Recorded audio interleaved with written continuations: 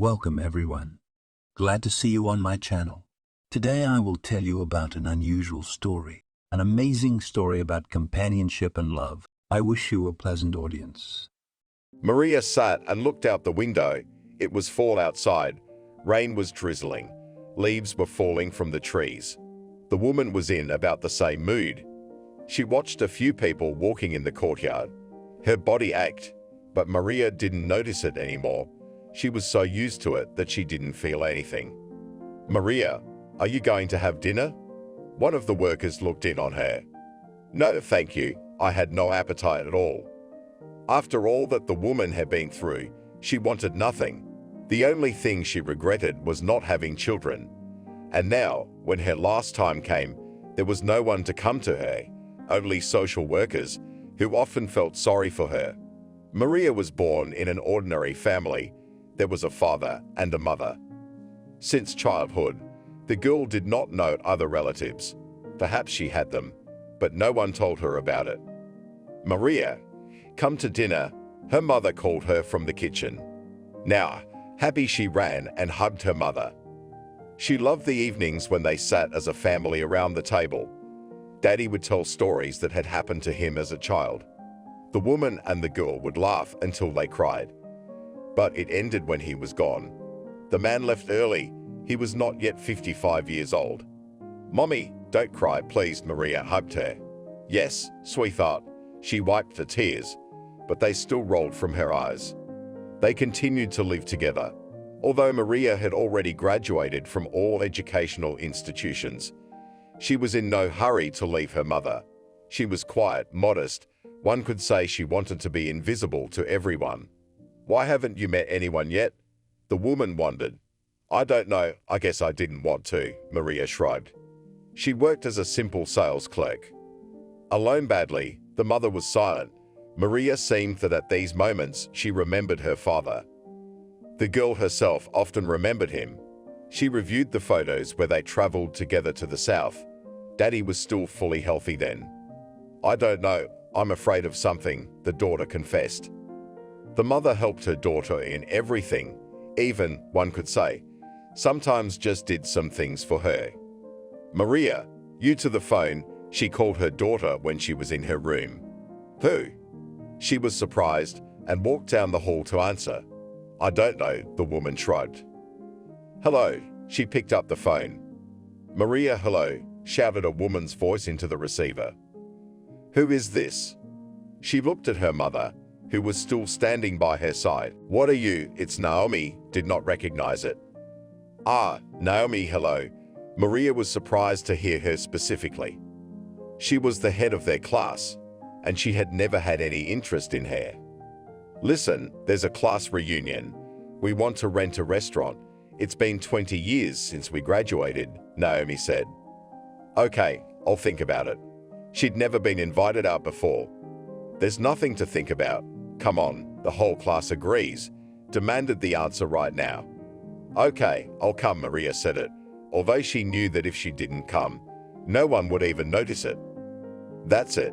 Included you in the list," cheerfully said the former classmate and hung up. "And what did she say to you?" looked mother on Maria. Invited to the evening of the meeting, the girl sat down immediately on a chair that stood in the hallway. "You have never met before. Why now?" the woman asked. "I don't know." Maria stood up and went into the room. "Are you coming?" Mom asked another question after her. She probably hadn't decided yet. The next day at work, Maria kept thinking about this proposal. What would she wear if she decided? What would she tell there? Why these thoughts were running around in her head, she herself did not know. But when she returned home, she knew for sure that she would be present at this celebration. And even if she has nothing to say and boast about, but she will look at others, listen to their stories. "I need to buy a dress," she said at home. "Can I help you?" Her mother was ready to go shopping. If you are not difficult, and there is free time, Maria was going to. Of course, the woman was only happy to see such a change in her daughter's behavior. For once, she was going to an event. They walked past storefronts, wanted to go into each, but money was in short supply, so they chose what was cheaper. "Look," The woman saw a very beautiful dress in one of the shop windows. "No, I can't afford it," the daughter confidently went on. To the store she was going to was only a few meters away. Yes, there really is a lot to choose from. The woman walked along the rows and looked at the outfits. This and this, Maria took a couple of dresses and went to the fitting room. When she came out the first time, her mom didn't like it. But the second time out, she appreciated it. A dark dress, just below the knee, it was a little bit shiny. It so liked both of them that they decided not to measure anything else to take it. There's enough for the shoes, Maria was glad. Sure, and if not, I can add. Mom got into the excitement. Good, Maria was ashamed that her mother was suggesting such a thing to her. They went for a walk and picked out a pair of classic loafers, which the girl bought for herself. "Oh, Maria, why haven't you met a man?" The woman admired her daughter. Enough already about it. The girl was embarrassed. The outfit was ready. The event was a few weeks away. Maria went to work. She thought every time how she would look, what to say. But when a few days passed, discarded these thoughts. They just drove her to a headache. "So, are you ready?" Mom felt like she was preparing her daughter for a party at school. "Why do you care so much? You're not a little girl," Maria told her. "I want my daughter to be the best." The woman came up to her and corrected a non-existent crease in her dress. "Okay, thank you," they hugged. After that, the girl took her purse and went to where they were waiting for her. There was a dim light burning in the hall, and music was playing quietly while there were only a few people here. Maria walked through and quietly sat down at a table. "Maria, are you?" A woman approached her. She stared at her face, but couldn't recognize her. "Yes," she nodded. "How are you? Haven't seen you in ages." She sat down next to her. "It's okay." She was going through her classmates in her head, remembering who they might be. "I'm divorced for the third time. I don't know what these men want," she sighed. "Natalie," Maria shone. "What?" She stared at her. "No, it's just that." She realized she had just remembered that it was Natalie, the head of the class. But if before she was a beauty, guys were stacked in front of her. Now she was a total dame who didn't look her age at all, but older. "Look, Naomi is here." A classmate looked towards the entrance. Yes, Maria also saw a woman in a strict dress enter the hall. Naomi had always been like that. She wore a uniform. Even when it was cancelled, she thought a student looked neat in it. Right now, she didn't bother dressing up, but wore a classic black dress. It made her look like a teacher. "Hello everyone," the former headmistress approached the tables. She was looking at whether everything was here from what they had ordered. "Oh look, Frederick, the first guy in our class." Natalie, never tired of commenting. Maria was a little embarrassed. She was getting tired of this woman. People came and sat down at the tables. Everyone changed, became older. Some of them had grey hair. Others had a network of wrinkles on their faces when they smiled. "Maria, hello." A man sat down across from her. She recognized Evan immediately. "Hi." There was a shiver inside. "How are you?" He picked up the utensils, taking them out of the napkins. "Good, how are you?" She looked at him. How much she liked him in high school. Evan looked good now too. "I'm fine too. Working." He poured the wine, put some appetizers on his plate. "Family, kids?" Natalie wanted to know. "No, it didn't work out that way. First I served, then I started building a career." Everything seemed to be going well, but he missed the most important thing. And now, all alone, he's got his hands full.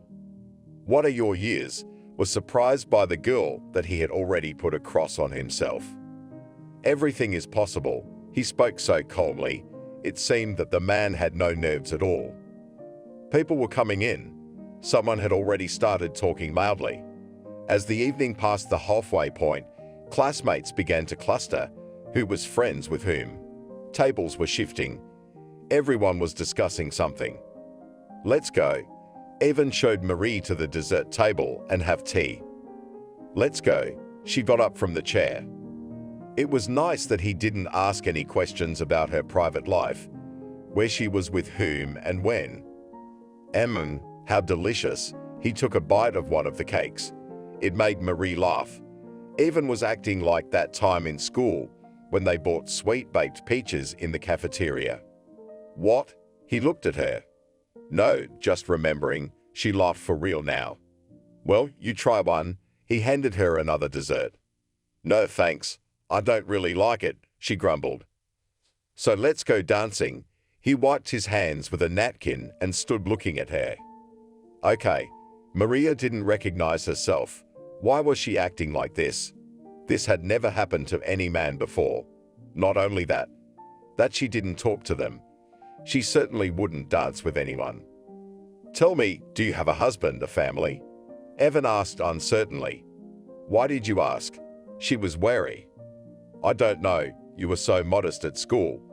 But now you're blooming like a flower. He looked at her. You're embarrassing me. She could feel herself liking him. So what? He was still waiting for an answer. No, I don't have anyone. And never have. I live with my mom, I work. Her face flooded with color. She thought Evan was going to say she was a blue stocking. But he didn't. He just hugged her tighter. You what? She smiled. Maybe we could try it. Me alone, you alone. Why not? He looked her straight in the eyes. I don't know. She looked away. Maria, are you losing something? He asked her. No, she glanced around the room. Someone was about to go home. Well, what then?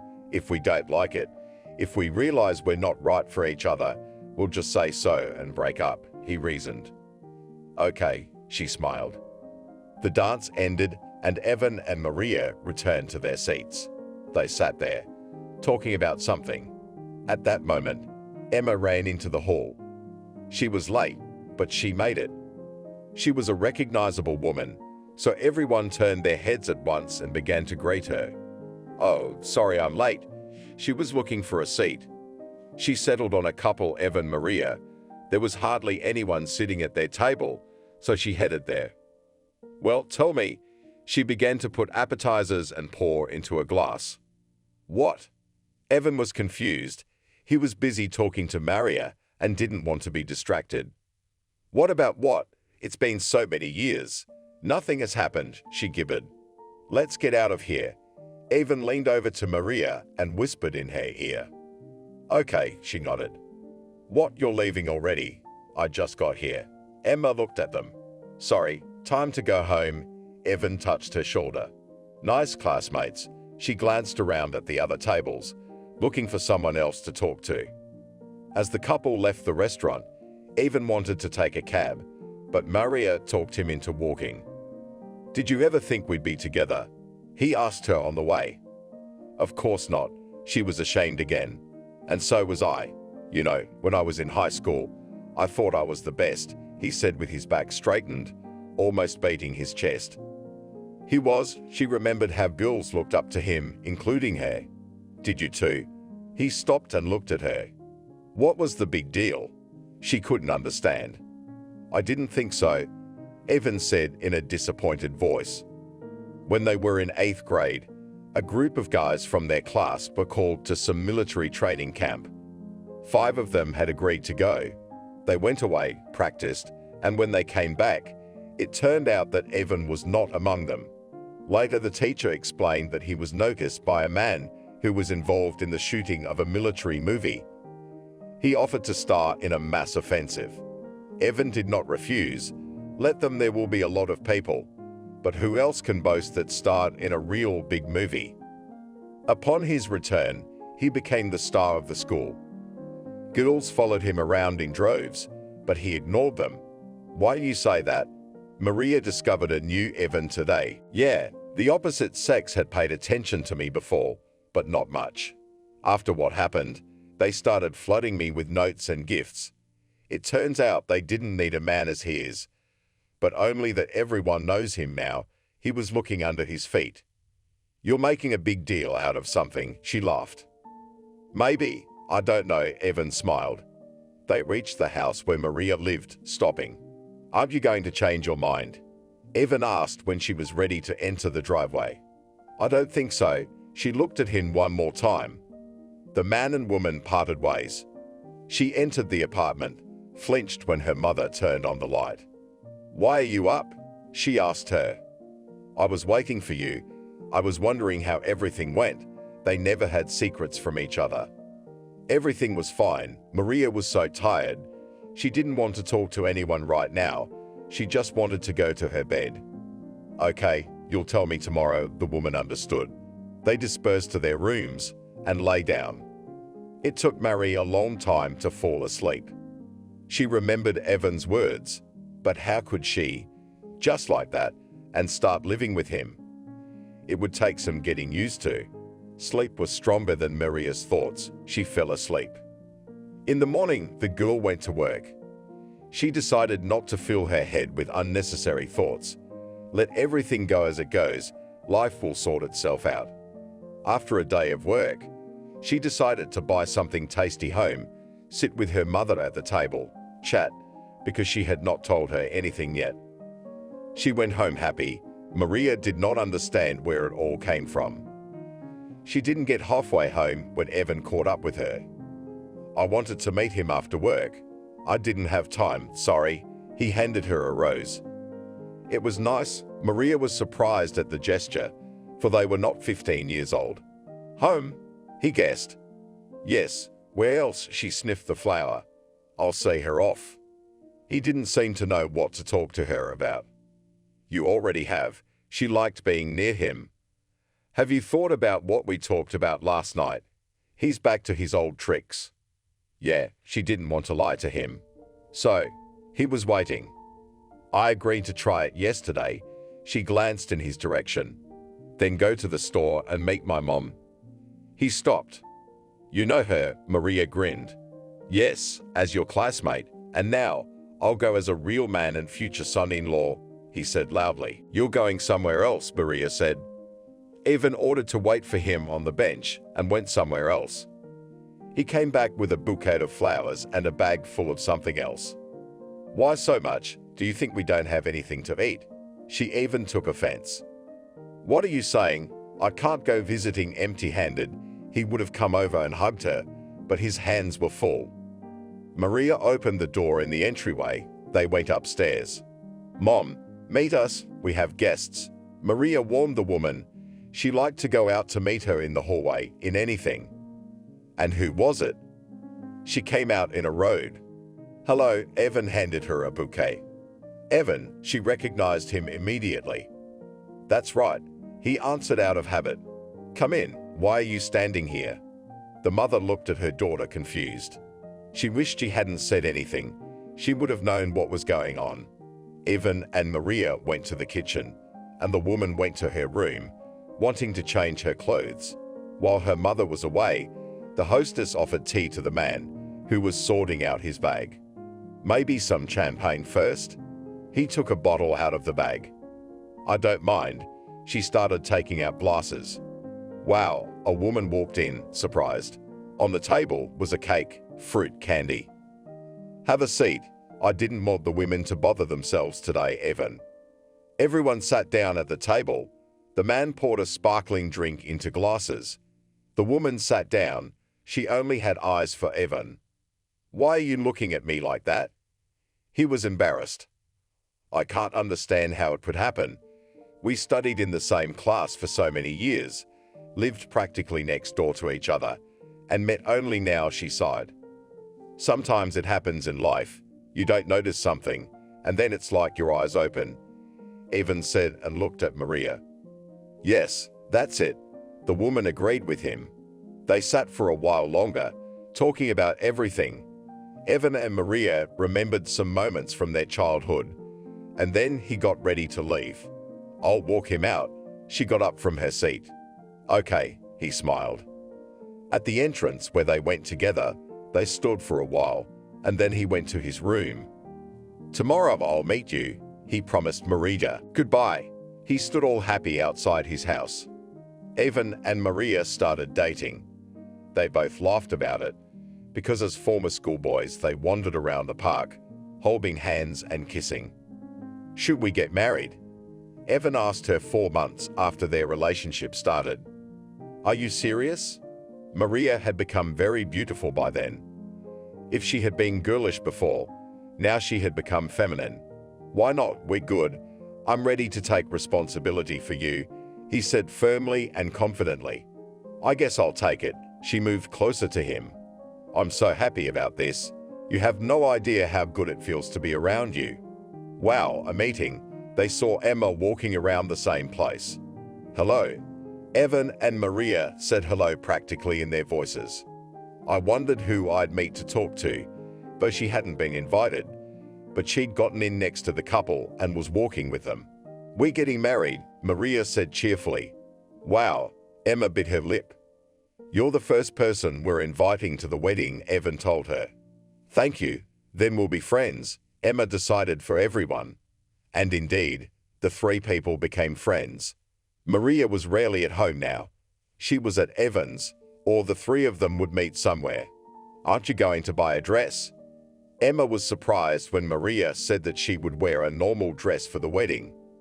Why should I? I think it's a waste of money, Maria replied. They decided not to organize a lavish celebration, to sign, invite a few people, and then go to a restaurant to celebrate. Too bad Emma wouldn't do that. It's okay, Evan and I are fine. Maria was happy to have a friend. I'm so worried, the mother said to Maria. Why are you? It's my wedding. And why worry? Maria stood in front of the mirror. She liked what she saw in the reflection. I don't know, it's my first time at a wedding. The woman spritzed herself with perfume. Oh, it's time to go, Vanechka, probably already waiting, took a small purse bride. Yes, on the road. Put on the shoes, Mom. In the registry office, everything went as usual. The bride and groom were happy, smiling. There were a few classmates, Emma, and a couple of Evan's friends with their wives. And now to the restaurant, Evan commanded. And there too, all was well. Congratulations, dancing, well, and of course, shouts of bitterness. The newlyweds returned home at night. Evan insisted that Maria move in with him on the day of the wedding. I don't have any stuff. She stood in her dress, not sure what to do. That's okay. Here, take it shirt. He smiled good-naturedly. Okay, agreed the wife. They walked to the bedroom. Evan had a large bed there. It wasn't the first time Maria had been here, but it was always like the first time. I love you, her husband whispered in her ear. And I you. She couldn't believe it was going to work out so quickly. She listened to herself and realized that this was really true love. Family life brought many joys. Every night, Evan would meet his wife after work. They would go to the store and then straight home. There, Maria liked to cook, and her husband would just sit next to her, at which point they would talk. Why am I so happy? Maria often asked. I don't know. You don't even realize how happy I am, he hugged his wife. Emma was a frequent guest in their home. She loved to come over, stay for long periods of time, until late at night. All the while, the 3 of them reminisced about their youth. I bought 3 vouchers to the sanatorium. A man came home one day. Why 3? Maria didn't understand. I want Emma to come with us, so that you are not bored. He spoke openly. His wife realized that he was not deceiving her. The next day, she called her friend, telling her what a surprise her husband had arranged for them. Wow, I have never been in sanatoriums, amazed that. Well and go, Maria was glad that her friend appreciated the deed of her husband. Started packing for the trip. I do not even know what to take with me, lost Maria, when in front of her stood already open suitcase. I don't think you'll need a lot of things in there. Her husband looked in her closet. Yes, I agree with you. She took only the essentials. They met Emma at the train station with 12 hours of driving ahead of them. It's your wedding anniversary, Emma reminded them. I've been preparing for this moment, so we can celebrate the day in a small circle. He took his wife's hand in his. What a nice couple you two are, Emma sighed. 5 years together, that's not just for you, the man smiled. They arrived where they wanted to go, They were given 2 rooms. Evan and Maria lived in one and Emma in the other. Every day there was some kind of treatments. That was part of the plans too. And in the evening they would go to an event. Emma was hoping to meet someone, but it wasn't working out. "Don't you like that one over there?" Maria pointed at the man standing against the wall. "I don't know. I'm not going to approach him myself," blushed her friend. After the event, the dancing started, and the friend stood there until Evan was gone. But then he came back and asked his wife to dance. Emma stood there for a while and then decided to go for it. "Hello," she approached the man. "Hi," he replied cheerfully. "I see you standing alone. Bored, maybe we can dance?" Everything was shaking inside, but she overcame it. "Why not?" He offered her his hand. Emma couldn't believe she could do that. "My name is Ramel, what's yours?" Spoke in her ear her partner, because the music was playing too loud to talk just like that. "Emma," she stood up on her toes so he could hear. Pleased, they continued to move to the music. After dancing, the company, which already consisted of 4 people, went to the bar. "I am so pleased that you invited me," said Ramel. "No, it's okay. It's probably boring alone," Evan smiled at him. "And don't tell me," nodded the new acquaintance. That evening they had a good rest, and then went to their rooms. Maria saw that Ramel was walking towards where Emma lived. She only smiled. In the morning, when they were at breakfast, a man came up to Evan and Maria and handed them something. "What is it?" the husband asked as his wife unfolded the paper. "I don't know. I have a counseling appointment." She looked at him fearfully. "What was that for?" The man couldn't understand. He was worried about his wife. Ramel and Emma were still not at breakfast. One could only be happy for his friend. Maria, though she was worried, she needed to go to the doctor's again. She stepped over the threshold. At the table sat a man in a white coat. "Hello, I was handed this today." She put a sheet in front of him. "Yes, I was expecting you." He looked her in the eye. "Is there something wrong with me?" She got even more agitated. "I can't answer you with 100% accuracy, but..." He stopped talking and turned to the window. "What is it? Am I sick?" Maria was already nervous. "Most likely. After all the examinations, I can tell you that in all probability you have a tumor, but this can only be determined by MRI." He could not look her in the eye. Maria's eyes went black. How could that be? She felt fine. There were times when she felt dizzy and achy, but she put it down to fatigue. "Thank you." She just didn't know what to say in those cases. "I have a referral for you right here. You need to go through it as soon as you get back from here." And as soon as possible, he handed her the paper. Thanking him again, she headed for the door. "Maria, what's wrong with you? Are you all pale?"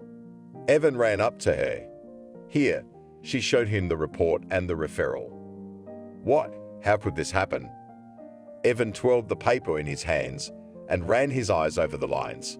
"I can't understand it myself," she cried. "Don't get upset. I'll always be there for you." He pulled her close to him. There was no mood to rest further, and they informed their friend about it.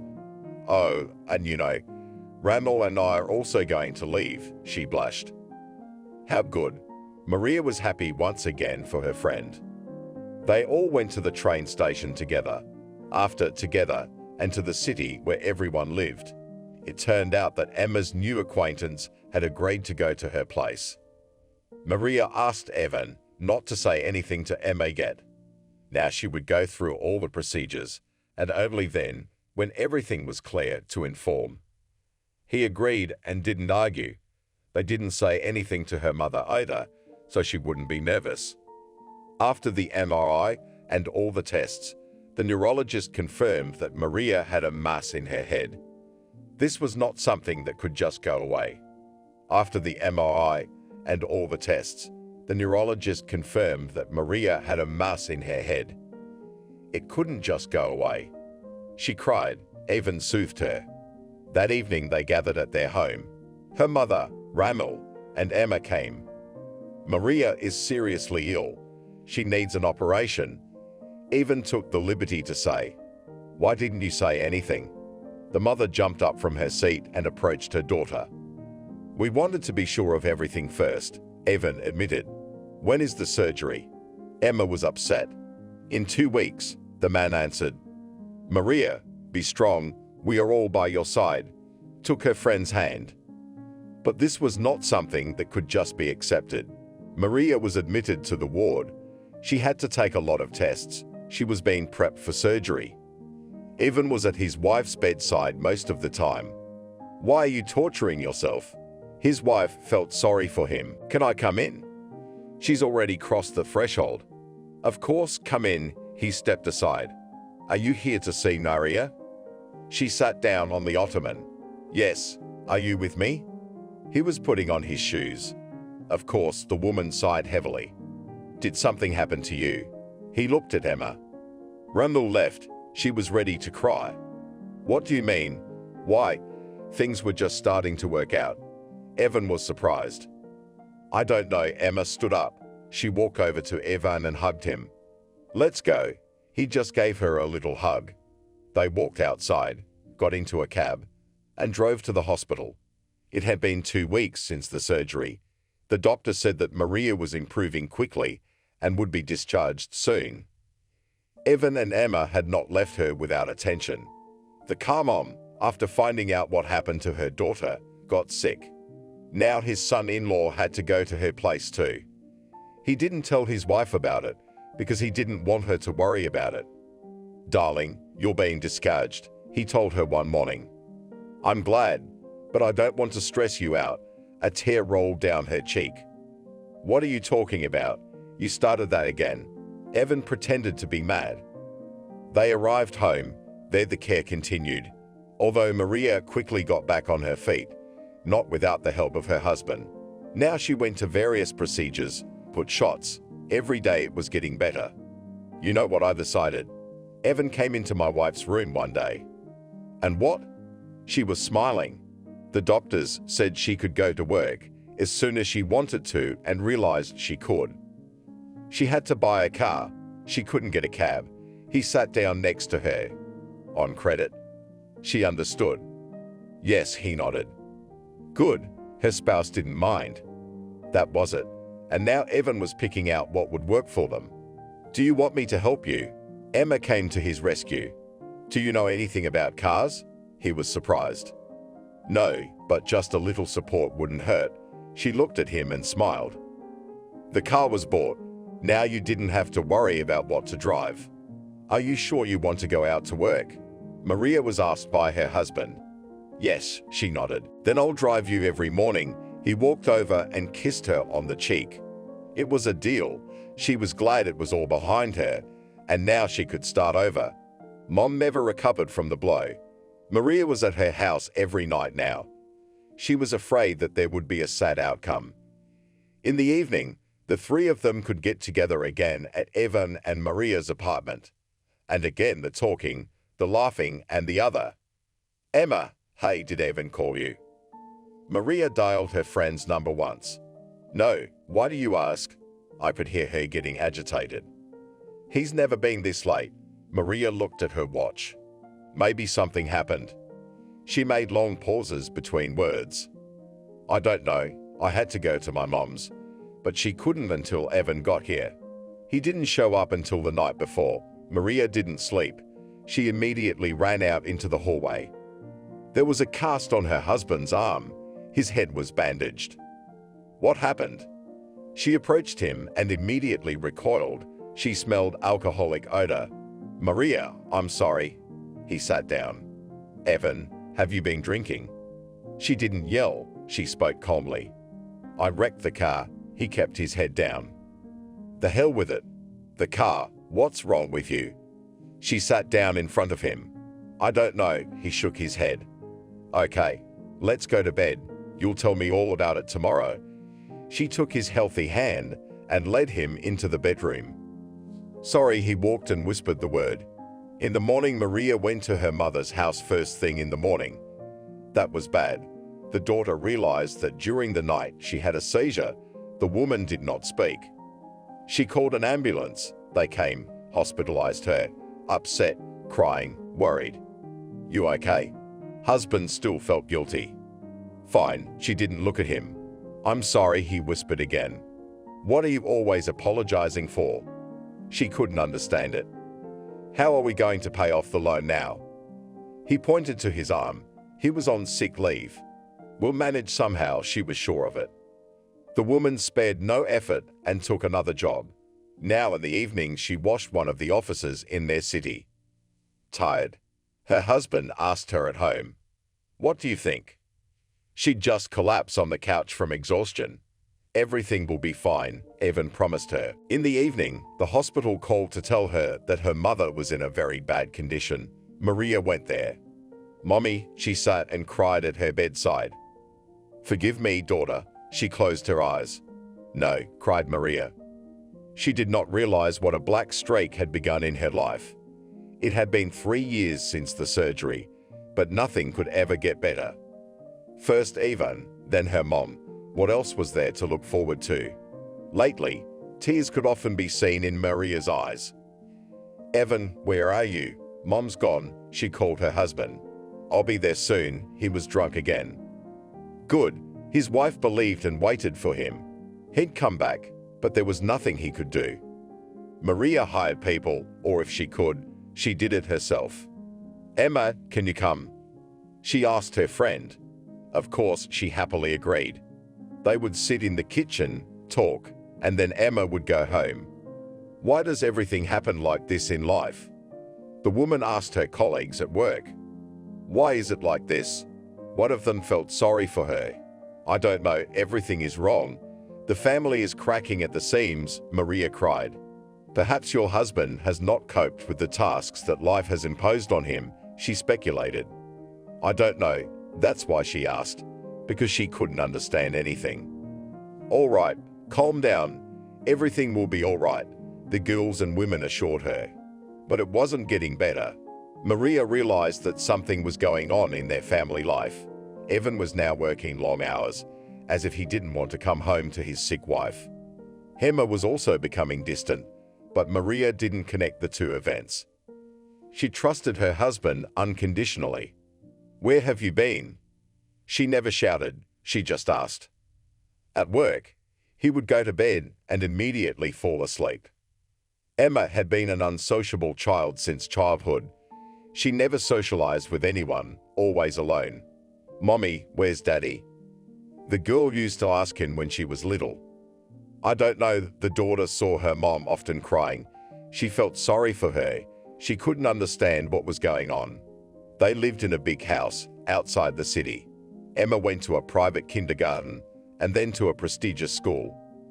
Her father was not the last man in the town where they lived. "Can I go for a walk?" The girl liked to go out into the courtyard of the house and spend a lot of time there. Even when she was alone, she liked it. When she was in 7th grade, she heard her parents arguing, but she didn't pay any attention to it. "Emma, get ready. He's kicking us out," her mother shouted loudly. "Why?" The girl looked at her father. "If you leave now, you will never come back," gave an ultimatum to the one. "Fuck you," the woman hissed. "Mom, what's going on? I don't want to go anywhere." Emma was shocked. Where would they go now? "Let's go to grandmother." "Nothing. And there we will live." The woman was sure that her husband would follow her. But it did not happen. So they had to stay in a simple one-room apartment on the outskirts. "Emma, you'll have to go to another school," the woman told her. "I don't want to. I had friends there," the girl cried. "I don't want to hear anything. That's the way it is." The mom freaked out. She had no choice but to take her backpack and go to a place where there were a lot of people she didn't know. "Oh, look, a new girl," immediately drew attention to Emma. She was kind of flattered at first, but then she realized she was being bullied. "Don't pay attention, they are just jealous," said her mother in the evening to the girl who was in tears. "I don't want to study there. Take me back to my school." Emma couldn't help herself. "And I can't do that." Her mother had already regretted 100 times what she had done in the heat of the moment. "Then I won't study at all." Emma didn't know how else to explain to her mother that she was unhappy there. From that moment on, she stopped socializing with anyone. She sat alone at her desk, always going everywhere alone. But even though the girl didn't bother anyone, she still got teased with words. "Look at her dress, probably Cocha," said the girls in the back. Of course, no one could afford it, and Emma wore beautiful and expensive clothes. She had never made friends with anyone in her 2 years at school, only hated everyone more. "Evan, can I ask you something?" She approached the young man when they were in 9th grade. "What?" He turned to her and then looked at the other students. Those were waiting to see how the guy would react, and it didn't take him long. "I need help in algebra, and you understand, honestly, it was just an excuse." Emma liked the boy and didn't know how to approach him.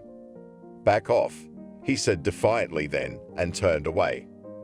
So she cried all night, left home for school the next day, but never showed up. "Are you skipping school?"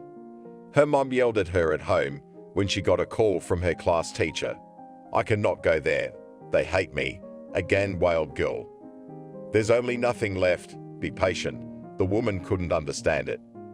The grandmother only looked at all this and sighed.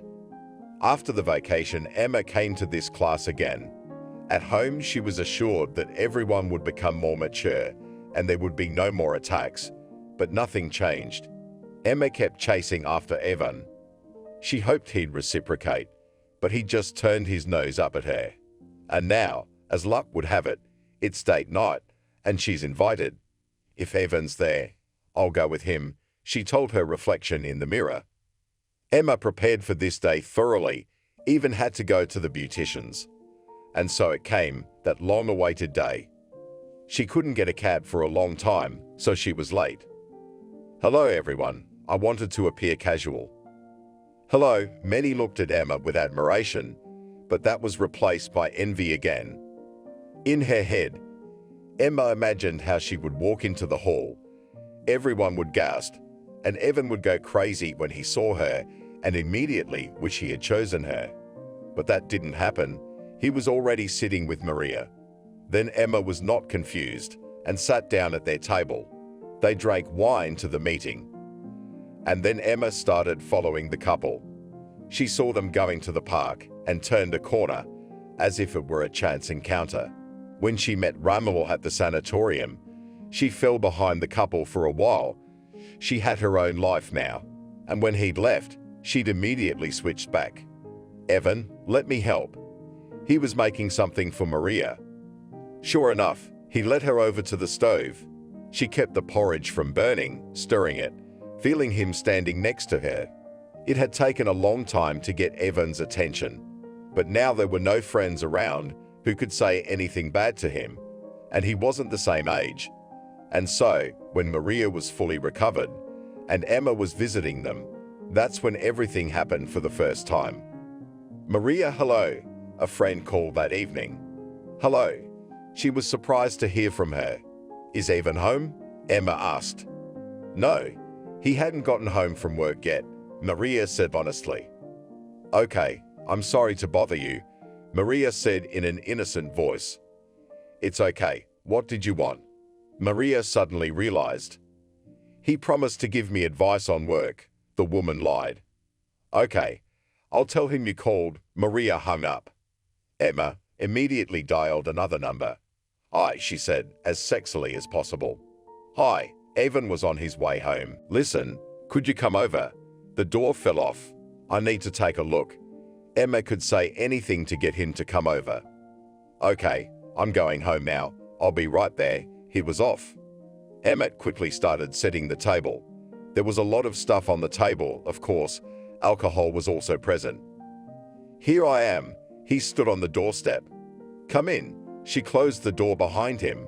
"So, where's the breakdown?" He looked around.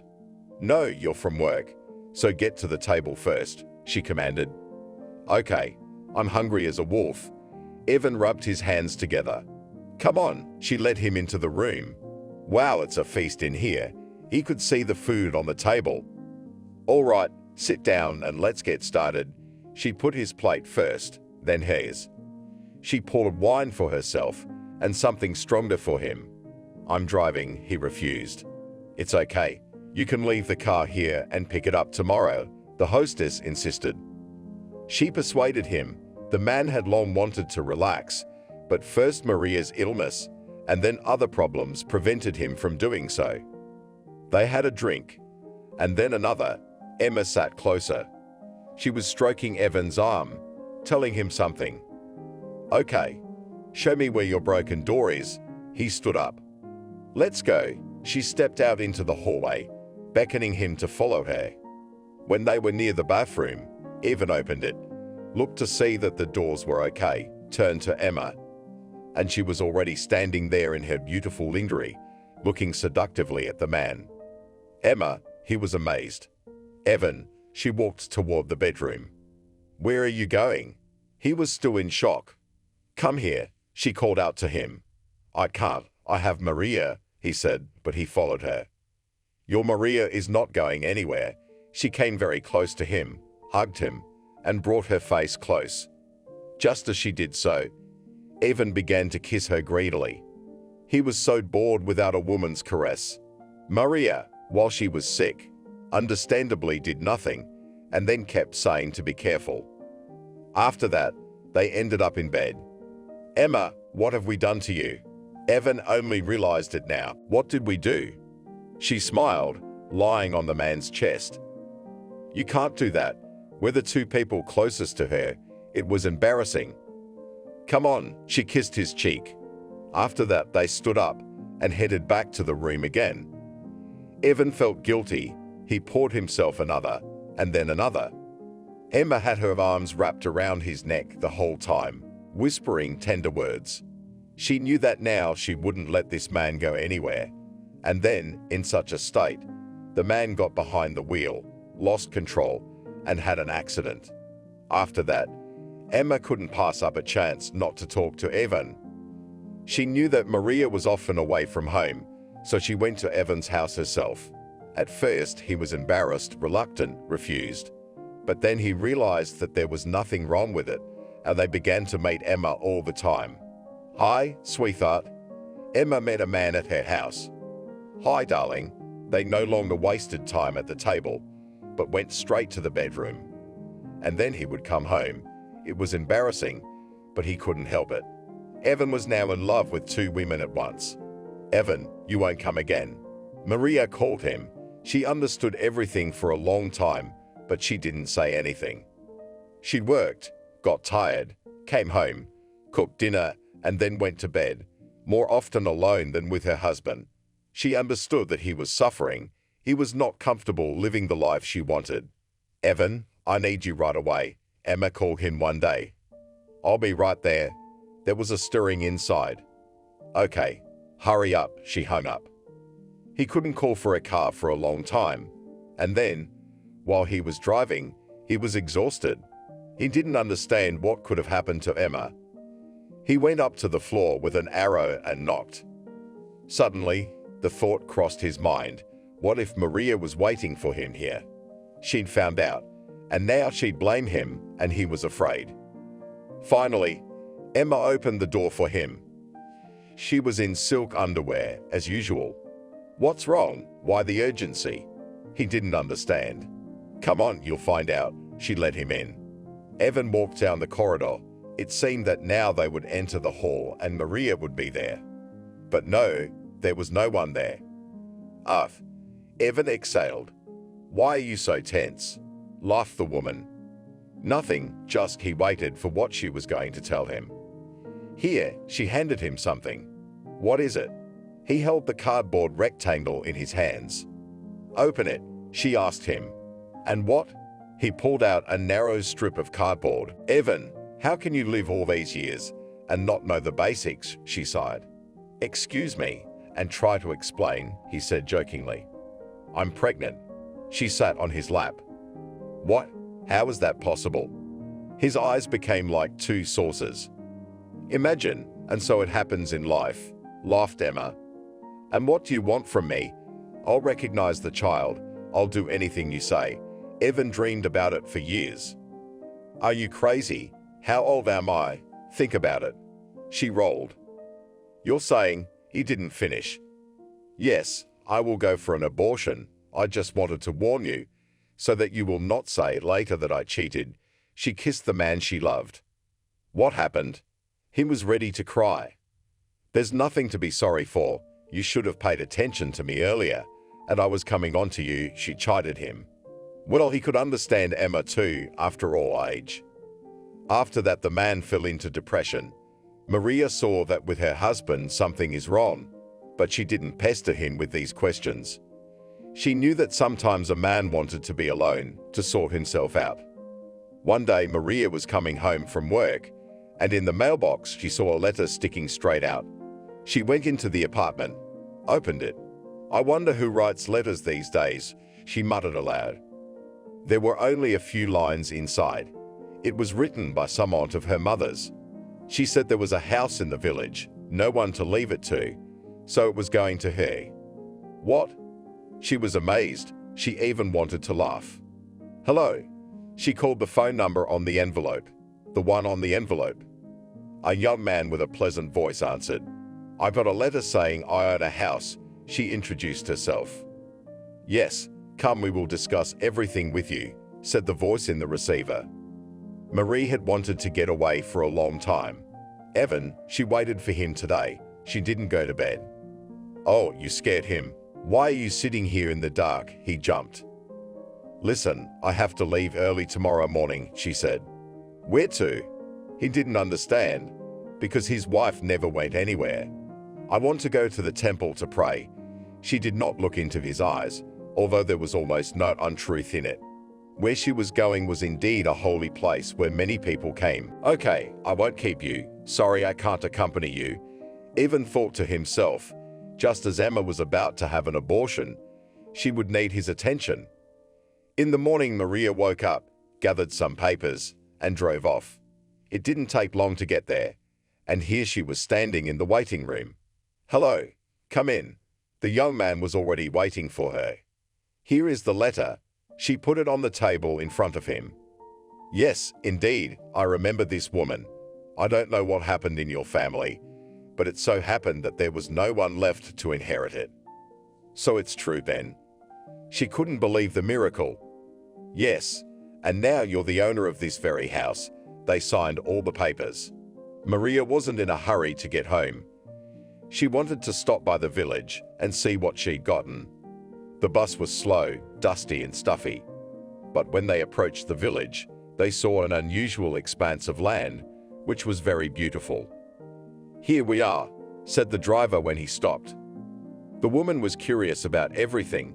She had never been here, and it seemed that she had.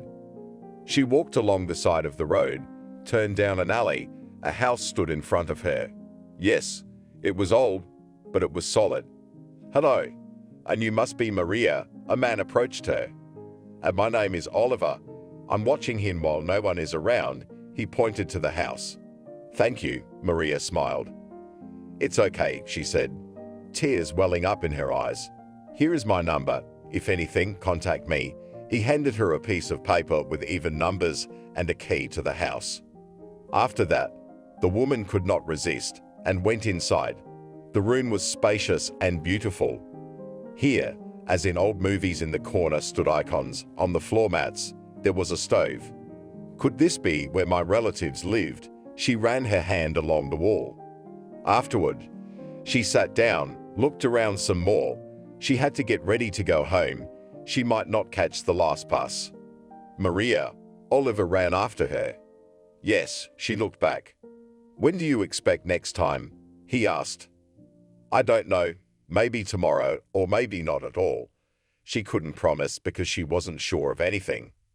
Okay, then called her. He finally caught his breath. Maria was riding in the bus. She realized that it was happiness to get a house from some unknown relatives.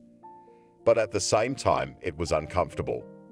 While she was traveling, Emma still went to the hospital. Now she was at home, and Evan was next to her. Does it hurt? He kept asking. It's fine. Emma wrinkled her nose. She didn't want him to see her the way she was now. Maria arrived home. Evan was not there as he had been many times. She didn't get upset.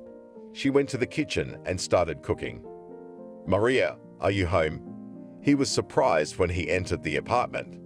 "Yes, I just arrived," she answered. "Good, I'm free too." He came to her kitchen. As they sat there, she told him the story of the house. It was incredible. "Wow, you're lucky." He walked over to her.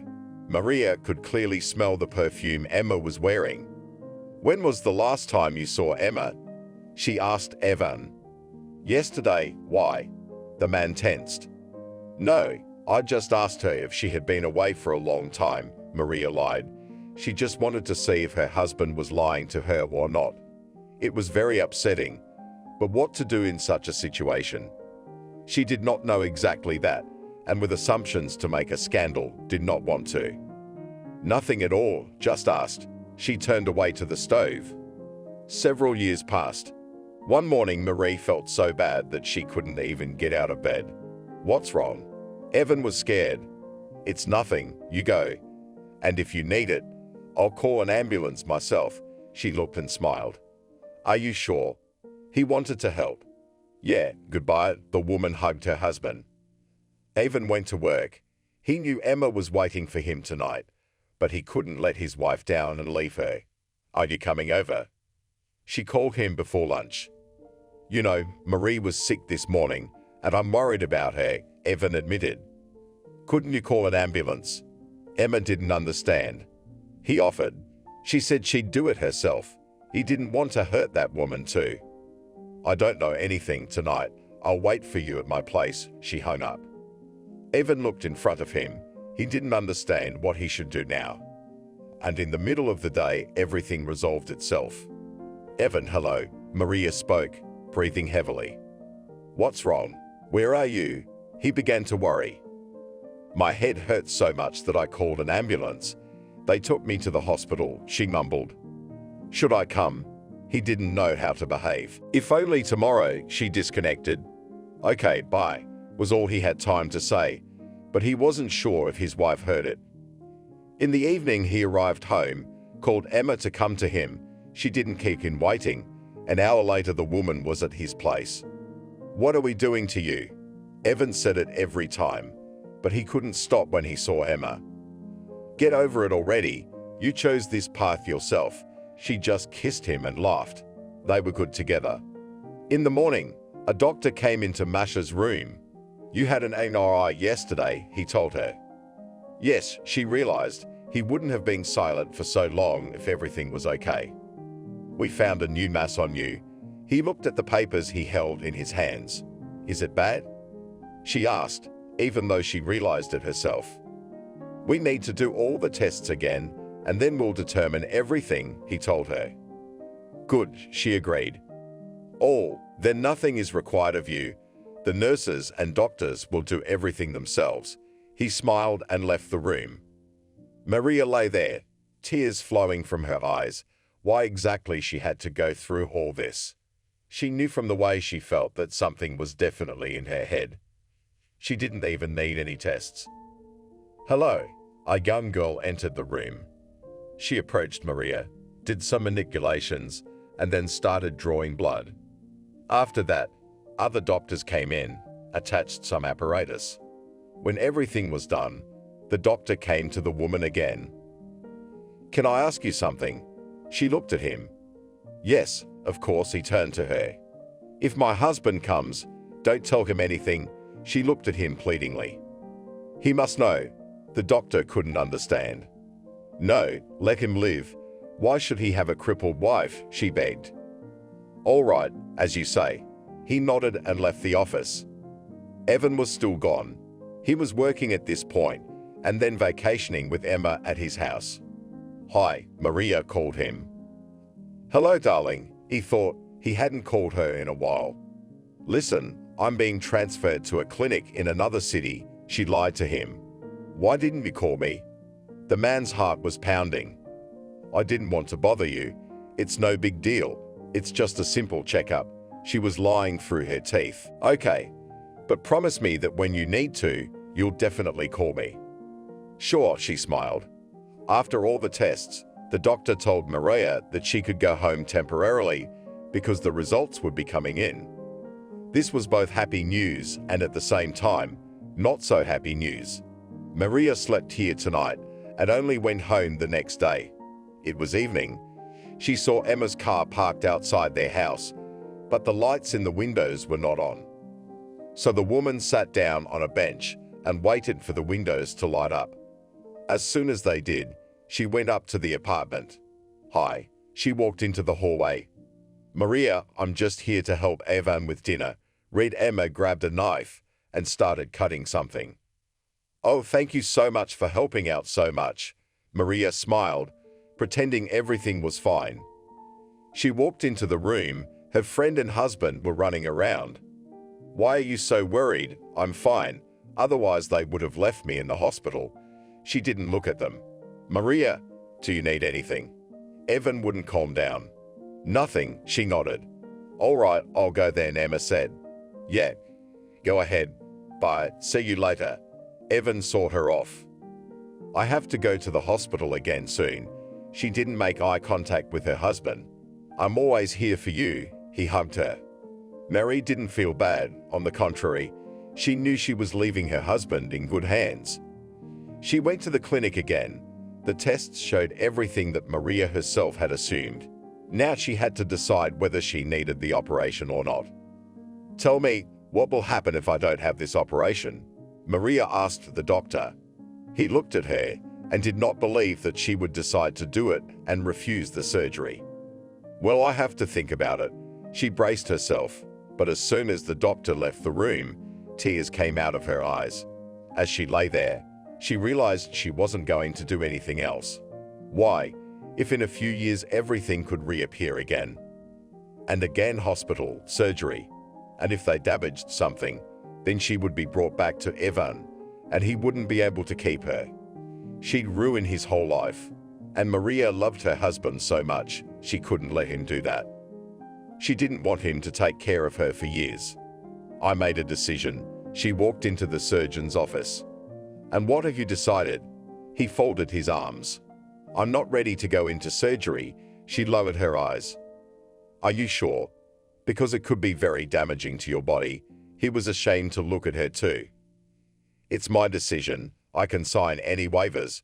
She sat down at the table across from him. "Okay, but if you change your mind suddenly, we are always waiting for you." He gave her a paper and pen for her to write what he would dictate to her. Maria gathered her things and walked out of the hospital. She needed to go home, but didn't really want to. Maria realized that Evan was there with Emma. No, she wasn't offended or anything. She just didn't want to get in their way. "Hello, Sarah." Maria decided to call her older coworker. "Hi, Maria." She was glad to hear from her. "How are you doing?" She started from afar. "Say what you wanted to say already." The woman was a bit aware of her business. She shared it with her all the time. "You see, I have such a delicate situation." Began and again, Maria was silent. "Okay, come to my place, we'll talk." The woman hung up the phone and waited for her friend. Maria arrived quickly. She entered the apartment. She was immediately led into the kitchen, where tea was poured and there was a cake. "How nice of you to let me come," thanked Sarah. "What are you saying?" "It's always a pleasure." The woman sat down and offered to do the same to Maria. They sat at the table, both silent. "I'm sorry to drag you into this." The guest tilted her head and cried. "Come on, Maria." Sarah hugged her. After that, she began to tell her what had happened. At the end, both of them were crying. "How do you deal with all this alone?" The woman sobbed. She felt sorry for the young woman, and God only knows how much she had to endure. "I should probably go." Maria started to get up. "No, you'll sleep at my place tonight and go tomorrow," Sarah insisted. "Would that be convenient?" Maria wasn't quite calmed down yet. "It's all right." She went into the room and brought a robe for the guest. "Say, and your husband does not call you at all, just like that, took and threw you out of his life?" asked the woman when they had already laid down. "I do not condemn him for this," you asked. Marie did not want to talk about it. She didn't think about it yet. She was relieved.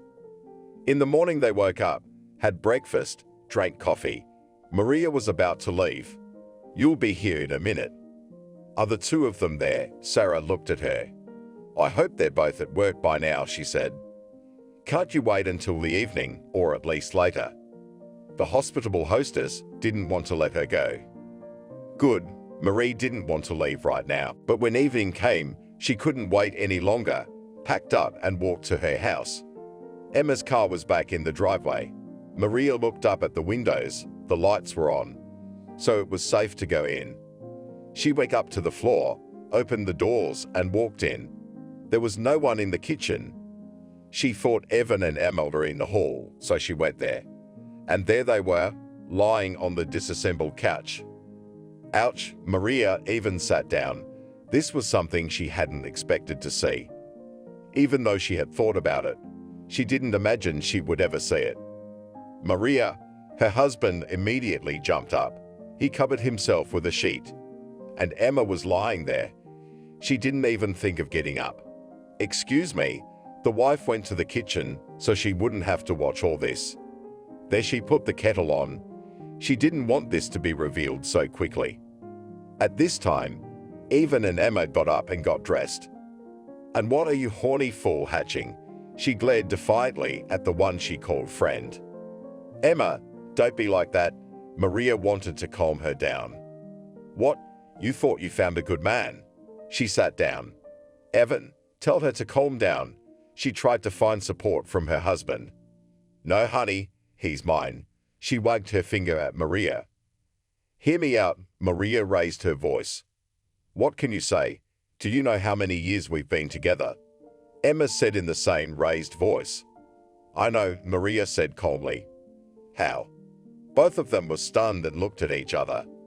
"Emma, calm down." Evan looked at her sternly. "You too." Maria touched his arm. They sat together, eyes flapping as the landlady told them how she herself had pushed her friend towards her husband, how she had waited for the light to come on. "You knew everything and you kept silent?" The husband was astonished. "What was I supposed to say?" "I'm leaving." She went to her room to pack her things. "Where to?" The man didn't understand. "It doesn't matter anymore. You found yourself a beautiful woman. Now I'm not afraid to leave you." Maria calmly folded her few things. "I don't get it. How could you push me towards him?"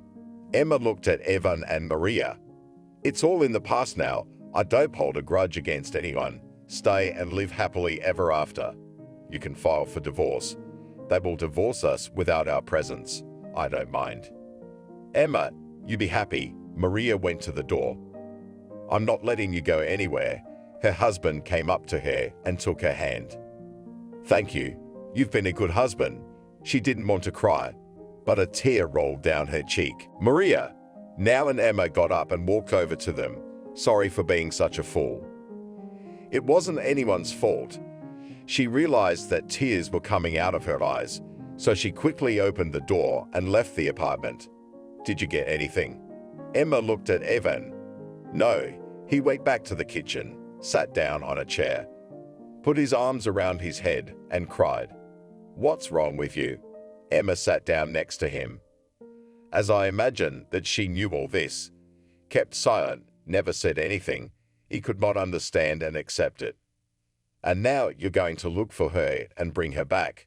That's what Emma was most afraid of. "I'll call tomorrow," he promised. The woman stayed that day at Evans. Now there was no need to hide from anyone, to hide something. Maria came to the nursing home. She realized that they would look at her as if she were crazy, but she couldn't think of anything else. "Hello, I want to get a job with you," she said to the girl who met her. She needed a referral or a statement from a relative. For all the time she had been working here, it was the first time that a person came and asked for a job. Then Maria called Sarah. She told her the same thing. She didn't believe her, but now it's confirmed that it's true. "Don't worry, Maria, I'll take care of it," the woman promised her. She really agreed with someone, and in 2 hours Maria had her own room. Why did such a young woman have to come here? The social worker who'd brought the laundry asked her. "It's my decision, and I'm not going to discuss it with anyone or change it. She was firm in her intentions. Okay, but there are special boarding houses where people like you live. People there receive medical treatment, the girl reasoned. She felt very sorry for this woman, who was left alone at such a young age. No need to feel sorry for me, but Maria heard about the sanatorium. In the evening, the woman called her doctor, with whom she had communicated not so long ago. She found out everything from him. He confirmed that in fact, there is such a thing, but it doesn't come cheap. Can you write a referral? She asked him. Do you have the money? He asked. Yes, she knew she had enough on deposit. It was left over from the sale of her mother's apartment. Then she had to do it to pay off the loan. Welcome, it was not difficult for him, especially since the diagnosis was not easy. Maria herself does not know why, but she was so happy.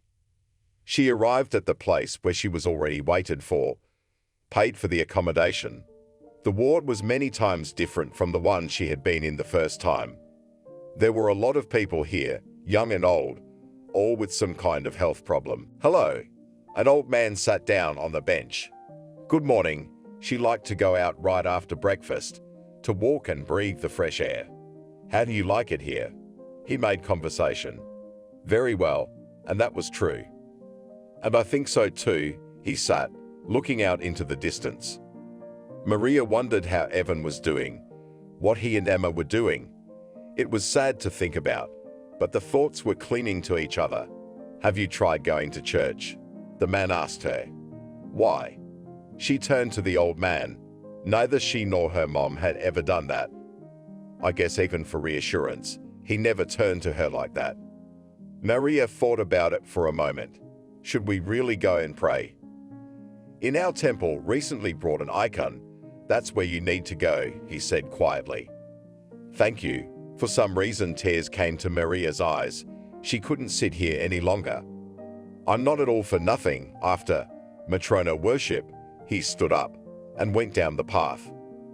From that moment, Maria could not sleep. She wanted to choose a time to go to that very temple, to see and pray to the shrine. When she learned that the icon would soon be taken away, she put aside all doubts and deeds and headed there. Hello. She approached the woman in all black. Come in. She showed her to the doors of the temple. I don't know anything at all. Maria asked for more help. Then the woman led her inside. There they bought candles and went to the shrine.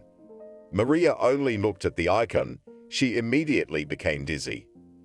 She did not know how to pray, but the one who'd brought her here told her to speak her mind. Street Matryonushka, Maria knelt down in front of the icon. She began to ask first for Evan, Emma, and then she said to herself. Tears rolled from her eyes, and her soul felt light and warm. It seemed as if those tears were cleansing her. How was it? The same woman who had met her at the entrance asked her. I don't know, as if it had turned outward, Maria said. Come back tomorrow, she'll still be here, the woman advised her. Okay, Maria promised. Even if she hadn't suggested it, she would have come anyway. I see you did. The same grandfather approached her. Yes, thank you very much. She sat on the bench with him again. From that moment, Maria began to believe. She did not understand why her mother had not taken her to church before, had not baptized her. Everything was good here. The nature, the staff, but the worst was the loneliness. When evening came and Maria sat alone in her room, all sorts of things came into her head. She wished someone would come to visit her, but there was no one. She didn't want to call. Are you going out tonight? An old man came to see her. Are you going that way? She turned to him. Yes, he nodded affirmatively. Then I'm coming with you. Marie liked the smell of incense, the candles burning, the quiet songs being sung, and the sound of prayer was like nothing else. Back, they usually walked together, silent. Just Maria would go to her room and go to bed. Maria, she saw Sarah heading towards her. How are you here, she wondered. I couldn't help but come, they hugged. You know. And Maria started talking about the church, about Matrona, and everything else. I see that you are not bored here at all, smiled the older friend. Everything is fine. Don't worry about me, was calm Maria. And the illness? Sarah was very interested in this question. I do not know, to be honest. No one says anything, and I do not ask. How much is left? So much is left. Maria turned away. What are you saying, friend? Sarah almost cried.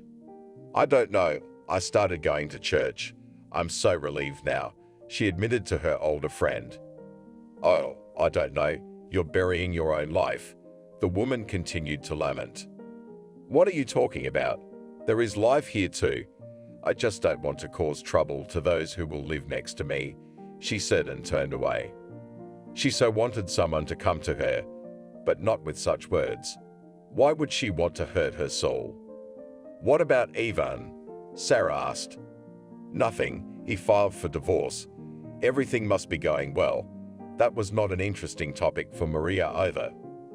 It's clear you've got away from everyone. You should become a nun, said the woman with a chuckle. Why? It's an idea, Maria thought. No, I don't mean that. Sarah was afraid that now her friend would go to church. Do you know how nice it is there? Maria stopped talking. They sat there until the evening, talking and arguing, and then Sarah left. Maria asked her not to come again. It wouldn't do any good. All right, I don't know what this hermitage will do for you. The woman seemed offended. She left, and Maria was left alone again. Often she sat at the window and watched the rain and the falling leaves. Today it was just like that. There was practically no one on the street, but it was still interesting to watch. Maria noticed some man. He was walking along the courtyard, approached everyone, shook hands, asked something. She even wondered what he wanted, or just a sick man who couldn't find someone or something. Are you busy? Her old acquaintance knocked and looked in the door. No, she didn't want to look away from the window. She wanted to see where the man would go, but she didn't want to disrespect her guest. May I? He came in, took off his shoes at the very threshold and went on. Have you been on the street? Maria asked him and immediately thought that she didn't even know his name. But since she hadn't thought about it before, it was inconvenient to ask now. Yes, I went out. The air is so fresh before the rain, he said with a strange expression. Interesting, never heard that before. She looked at him, then turned back to the window. The man was quite close. Marie thought she had even seen him somewhere. But there are so many people here. It's not strange that she could have just gotten confused. What are you looking at? He came to the glass too and took a look. I don't know, I was just looking out into the yard, and there's a strange man, fumbling about, recognizing something. She pointed at him. Yes, in this weather I would only go for a walk, the man grinned. Would you like some tea? Maria asked the guest. I wouldn't say no, he said honestly. Now she put the kettle on. After that they sat down at the table. Hot steam was coming from the cups. They enjoyed a strong, fragrant drink. And who said it was bad here? The guest looked out the window again. I didn't say that, Maria grinned. She followed the man's gaze and saw that the man in the yard was standing opposite her window in the distance. As some worker walked by, the very strange man pointed his finger at her and asked something. Perhaps he is looking for you, Maria was asked by her interlocutor. No way, she began to run through her head who it could be. He certainly didn't look like Ivan, and she didn't have any other male acquaintances who'd come here. Let's go. The old man stood up and walked to the door. I don't want to. Maria was afraid of something. You have nothing to be afraid of here, he assured her. All right. She gathered all her will in a fist and followed her grandfather out. They walked down the long corridor and then down the hall. At that moment, a soaking wet man ran into the building. Maria looked at him and couldn't believe it. It was Oliver. What are you doing here? She ran up to him. Maria, I was looking for you. He came up to her. What's wrong with the house? She didn't even think about it until she saw him now. No, I'm fine. What about you? He took her hands in his. What are you doing? She pulled them away. When you were visiting Sarah that night, sorry, I don't know her middle name, she called me immediately afterwards. He began to tell me. Why? Maria didn't understand anything at all. I don't know it myself, he shrugged. I see. I'll find out with her. Maria thought she was going crazy. Don't you want to talk to me? He asked her. About what? She had only seen this man once. They had made a brief acquaintance. Why was he here now? Maria had a rough idea of what Sarah wanted to accomplish, but she didn't need to. Thank you for visiting me. Goodbye. Maria turned around to leave. Could I come and see you again sometime? Oliver asked her. Why? She didn't turn around. She just stopped. I don't know. I liked you. I don't know why he said that, whether he saw her at first sight or just for the sake of a red word. Let him do it. The old man was with them the whole time. He heard everything. Good, looked Maria at him. After that, she went to her room. An interesting meeting she had today. Why are you so harsh with all the people? The man asked her when they returned to her room. I don't want to cause them trouble, she admitted to him honestly. And you think taking care of you is a hassle for them? He looked at her with colorless eyes. Why not? She couldn't understand it. After all, she knew for a fact that a sick person takes up a lot of time and energy. I can tell you one thing. When you are loved and want to take care of you, it's one thing. It's another thing when you're just a nurse or some service and they hate you. He said those words, got up and walked towards the exit. Why are you leaving? Maria stood up and followed him. I have to go. He looked her in the eyes, opened the doors and left. Over the next few days, Maria walked the paths of the local park, was in the alley where they liked to sit on a bench. But she never met the old man anywhere, and when she asked the nannies where he disappeared, they looked at her with surprise. And again the loneliness, alone with her thoughts, was difficult. But Oliver didn't listen to her. He was here again. Hello, she came out to him. Decided I'd go for luck. If you accept, that's the way it should be. If not, I'll go back. He looked into her eyes. I don't understand why you're doing this. Maria stood like that, staring at him. Let's go to the village, to the place where your house stands. There is the same nature, the same house, but all their own, not government. Began to persuade the man. I don't know, Marie wanted to, but she was afraid. I know what's wrong with you, Oliver said quietly. Did Sarah tell you that too?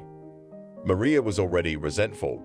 She'd shared it with her, as if she were her best friend who would keep it a secret.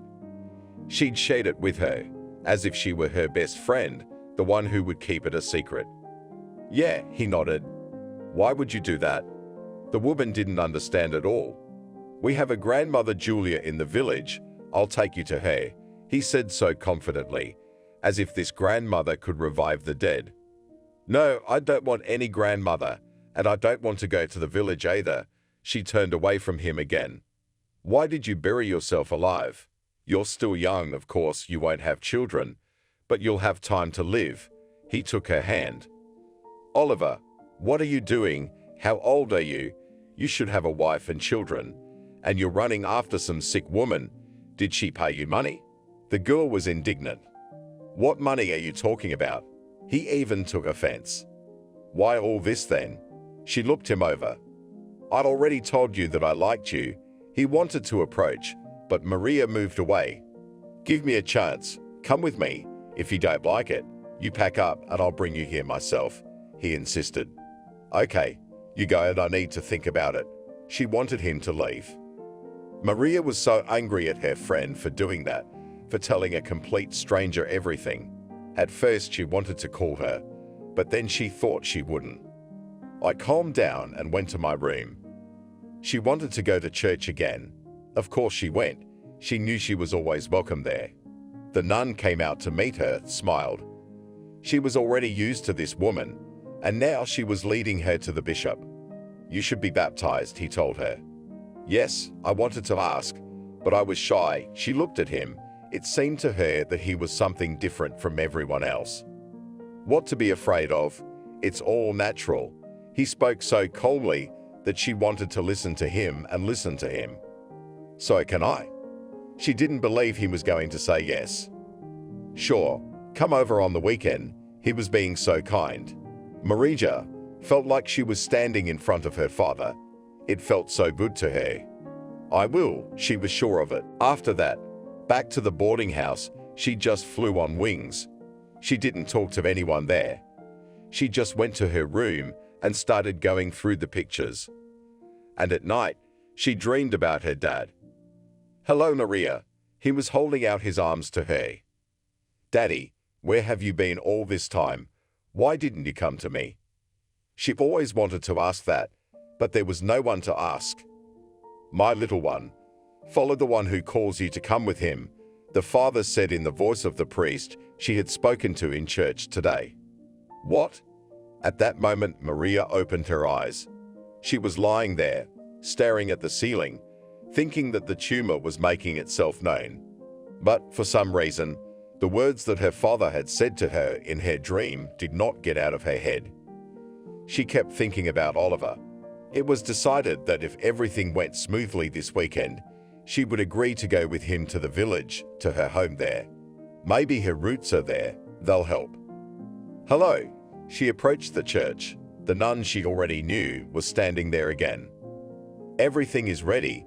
The father is waiting for you, she said, and led her through the gate. Maria was somehow excited. She stood and looked at what she had seen for a long time, but as if for the first time she was here. The sacrament began. Maria was mesmerized by what was happening. Everything seemed so magical to her.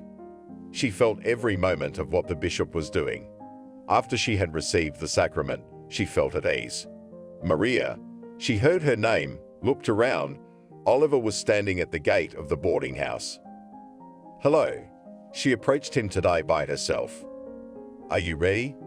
It was as if he knew she would agree to go with him. Yes, she nodded. Let's go then. Tell everyone and let's go. They went to the administration building. There was no trouble at all. And now, Maria was already sitting next to Oliver in the car, and they were driving to the very village where she had once been. Why did you change your mind? Oliver asked. I don't know. I had a dream about my father, and she was telling him the truth. I'll introduce you to Grandma Julia, and she'll tell you all sorts of things, he said mysteriously. What things? She already believed everything that was going on around her. Last night, she came running to me and started screaming. Go after her, that's all, he turned to Marie. And you? She smiled, realizing she'd asked a stupid question, because there he was, sitting next to her. They arrived quickly as they pulled up to the house, which was Maria's. They got out. I'm so scared, Maria said. There is nothing to be afraid of here. Everything will be fine. He didn't approach her, afraid he would push her away. Well, take me to your Julia. She couldn't wait to see her. Let's go. He held out his hand to her. Maria followed him. The house was low, already more in the ground, but people lived there, or rather, a person, the same grandmother. The man and the woman entered the house. Hello, Maria. Haven't seen her yet, Julia said. What, how did you know it was me? Maria didn't understand. And how can I not feel my blood? For many kilometers I can smell it. She came out of the corner. Blood? Maria looked at the woman. She had an age that could not be determined. Perhaps she was 80, she was all wrinkled. Or maybe 50, just skin like that. Yes, my niece, she came closer. Why? The woman wanted to ask about her relatives. Because your mother, as disliked us from childhood and left here, did not want to know anyone, Julia, went around Maria. And Aunt Olia, from whom I inherited the house. Maria began to understand. There is the place of your power. You will live in this house. All your ailments will pass. But the people who hurt you, the house, if they enter it, will punish. She said some strange things in the same voice. Does that still exist? Maria turned to Oliver, who shrugged. Just what she said before. It all came true, he confirmed. You followed the house also for a reason. Maria guessed. Of course, Julia interrupted him. He's your chosen one. No one else would live with you. What's going on? Maria sat down on a stool. Her head began to throb badly. Hurry, go to your room. It will be easier there. The grandmother pushed her towards the exit. Oliver and Maria walked out. She couldn't believe this was really happening. Yes, that's what a lot of people are afraid of. Julia is shunned by the whole village, but she doesn't do anything bad. She helps people, the man said. She entered the house. It was really nice here. Her headache had stopped. We should start cleaning and tidying up. She looked around. I don't mind. I can get more workers. He was glowing with happiness. Oliver, I'm sorry. She came up to him. What are you talking about? He came closer. Now Maria could see how blue his eyes were. Although both were not so young anymore, but they decided to play the wedding. People in the village were afraid when they heard that the local witch doctor would be there.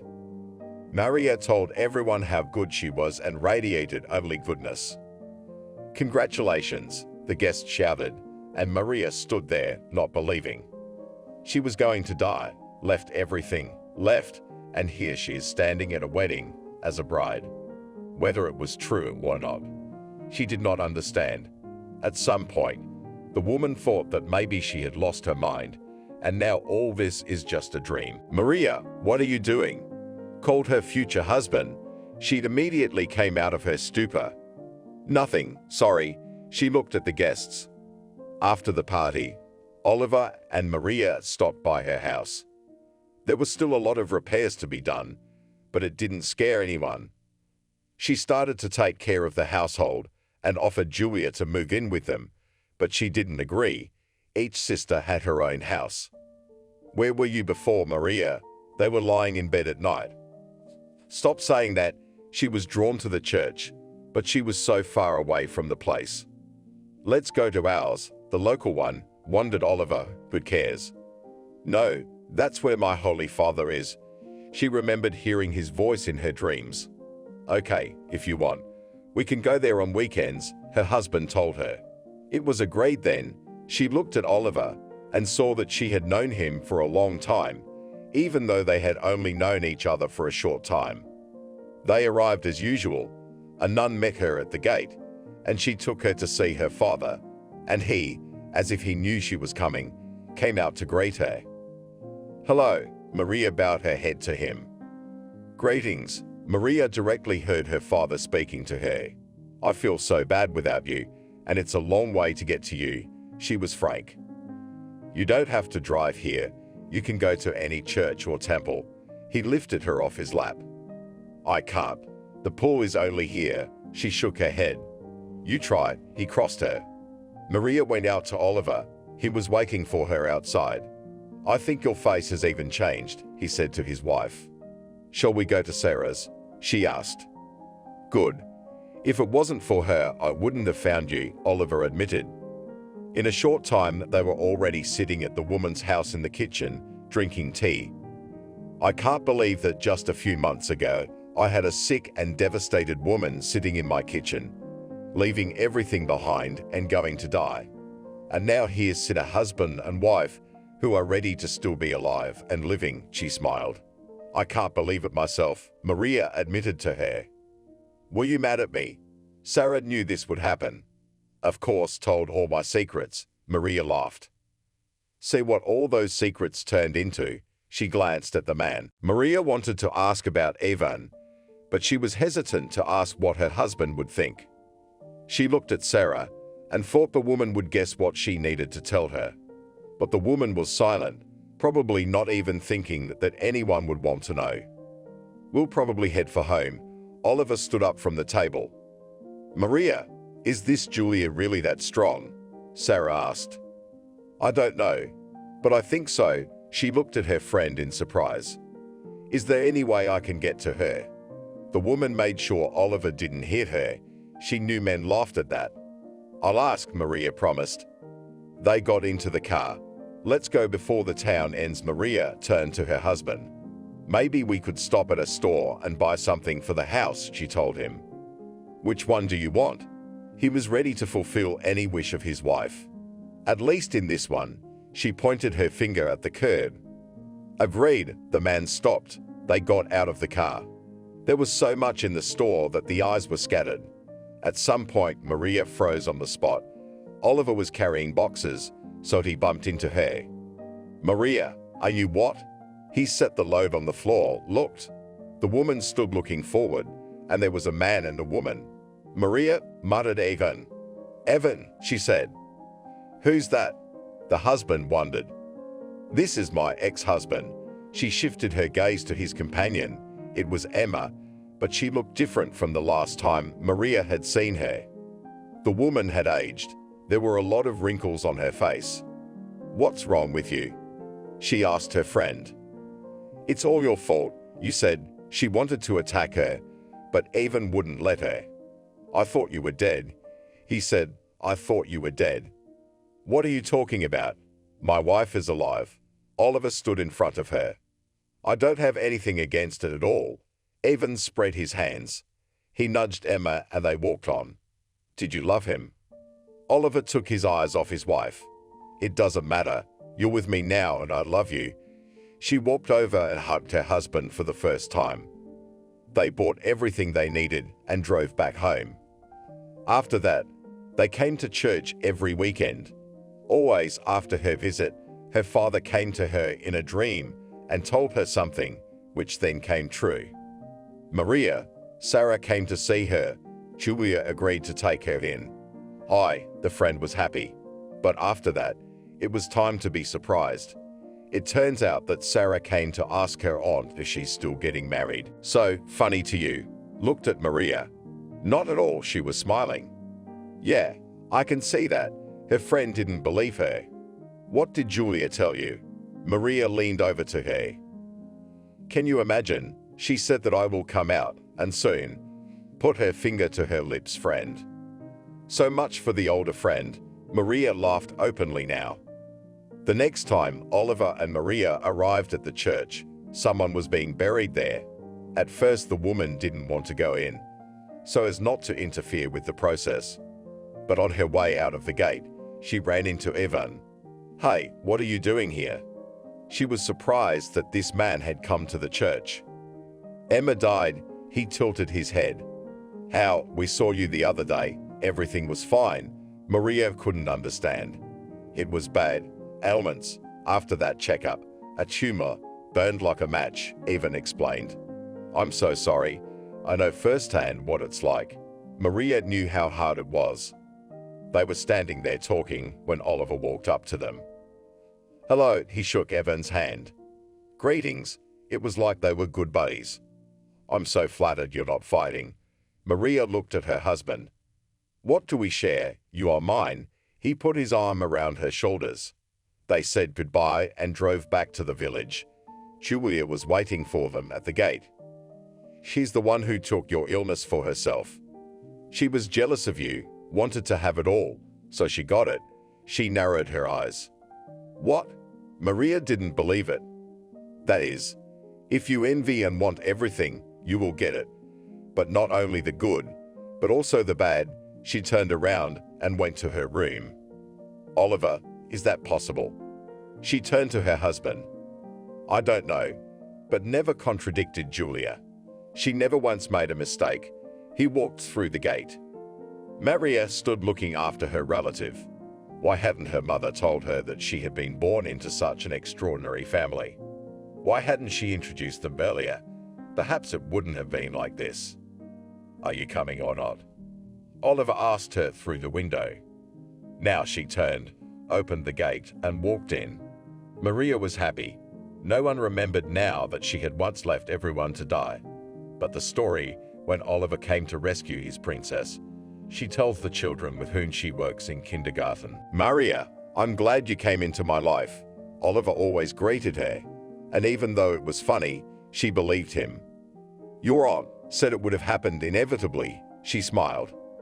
"Yeah, and if the other one hadn't died, you still wouldn't have the house." He walked over and kissed her. "And albeit in our old age, but we are together and happy." She was glad it had happened that way. How many wonderful things she had met over the years. Maria still can't explain some of the moments, but she is happy that it happened that way. She knows now that any encounter in life doesn't just go away. That person will still play some role in her life.